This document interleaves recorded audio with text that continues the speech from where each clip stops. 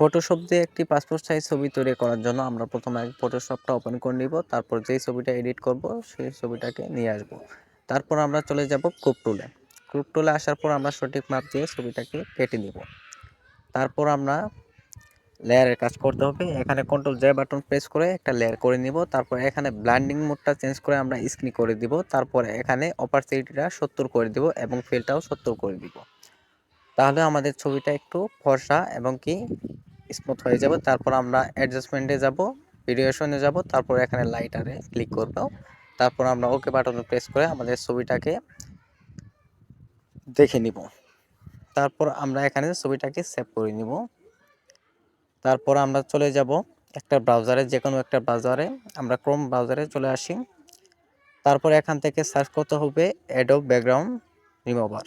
এখানে আমরা background remover click করব। তারপর এখানে ছবিটা ওপেন করে নিব, যে ছবিটা কাজ করলাম।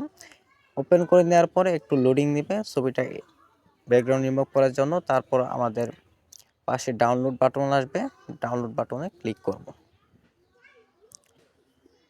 তারপর আমরা ছবিটাকে আবার ফটোশপে ওপেন করে নিব।